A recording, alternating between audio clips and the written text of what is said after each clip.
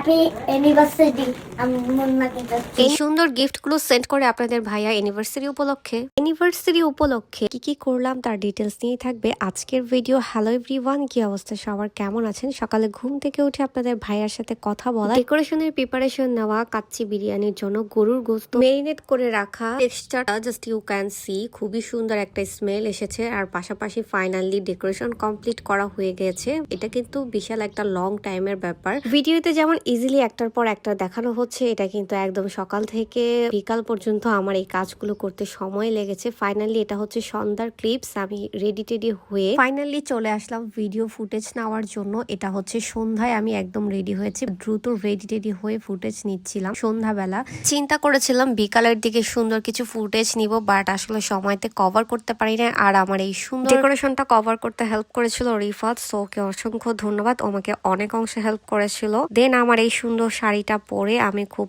Early ready teddy হয়ে নিলাম। আর এই সুন্দর ডেকোরেশনের শাড়িটা, গর্জিয়াস শাড়িটা আপনাদের ভাইয়া তো আমাকে গিফট করেছিল, এটার ভিডিও অলরেডি শেয়ার করে ফেলেছি। আমাকে এই সুন্দর শাড়িটা কেমন লাগছে অবশ্যই কমেন্টস করে জানাবেন। আপনাদের ভাইয়া আমাকে এই সুন্দর একটা মোমেন্ট দেওয়ার জন্য এই সুন্দর একটা আয়োজনের অ্যারেঞ্জ করেছিল, যেটা আমার একদমই ইচ্ছা ছিল না, বিকজ একা অ্যানিভার্সারি আমার কাছে তেমন একটা ভালো লাগে নাই। দ্যাটস ওয়াই আমি এবার কেক কাটিংও করতে চাই না। আপনাদের ভাইয়ার ইচ্ছা ছিল খুবই সুন্দর ডেকোরেশন করে শাড়ি পরে কেক কাটিং করব এবং সারপ্রাইজ থাকবে তার মধ্যেও। তো আমার ভাই বোনদের সাথেও ডিসকাস করে চেয়েছিল যে আমি কেক কাটিং এবং আমার ডেকোরেশন সবকিছু সারপ্রাইজ দিবে। এখন যেহেতু ও নাই, সো ওর অনুপস্থিতিতে ও যতটুকু সারপ্রাইজ দেওয়ার গিফটের সারপ্রাইজটা দেওয়ার চেষ্টা করেছিল। সো ডেকোরেশন আর কেক কাটিংটা ও চেয়েছিল যে আমার পছন্দে হোক। দ্যাটস ওয়াই পরে ফাইনালি আমার পছন্দে আমি ডেকোরেশন কেকটা আমি চুজ করি। আমি যদি একদমই রাজি না হতাম তাহলে ও অবশ্যই ডেকোরেশন আর কেক আমাকে সারপ্রাইজ দিত, বাট ও চাচ্ছিল যে আমি আমার ডেকোরেশনটা আর কেকটা নিজেই চুজ করি। তো পরে ফাইনালি রাজি করানোর পর আমারটা আমিই করি।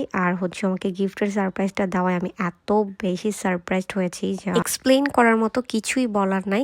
সো ফাইনালি আমি সুন্দর করে মেকআপ করলাম, আর এই অর্নামেন্টস গুলো আমার কিন্তু গিফটের মধ্যে ছিল। সবকিছুর মধ্যে একটা কথাই বলবো, আমার জীবনের বিশেষ দিনটাকে বিশেষভাবে রাখার জন্য অসংখ্য ভালোবাসা তোমার জন্য। আমার জীবনের প্রত্যেকটা বিশেষ দিন, প্রত্যেকটা সময়কে তুমি বিশেষভাবে রাখার জন্য চেষ্টা করো, যেটা আমাকে খুবই আনন্দ দেয় এবং ভালো লাগে। তুমি ট্রাই করো এবং আমি এটাতে অনেক স্যাটিসফাই। সবচাইতে বড় কথা হচ্ছে আমাকে সারপ্রাইজ দেওয়াই তোমার মেইন ভালো লাগা, যার কারণে আমি যে কোনো বিষয়ে সবসময় তুমি আমাকে সারপ্রাইজ দিয়ে থাকো, আমাকে অনেক বেশি আনন্দ দেয়। আর তার জন্যই আমি সুন্দর করে সাজুগুজু করে তোমার এই বিশেষ দিনটাকে সেলিব্রেশন করলাম এবং মেমোরি হিসেবে রাখলাম। অনেক দোয়া এবং ভালোবাসা, তুমি যেন অনেক ভালো থাকো এবং সুস্থ থাকো। Happy anniversary. দেখতে দেখতে কিভাবে যে 2টা বছর চলে গেল একদমই চোখের পলকে মনে হচ্ছে। সেই দিন আমাদের বিয়ের প্রোগ্রামটা হলো, কত প্ল্যানিং করে খুব মনে পড়ে গেল সেই বিয়ের প্রোগ্রাম, বিয়ের সব স্মৃতিগুলো, মেমোরিগুলো। So miss you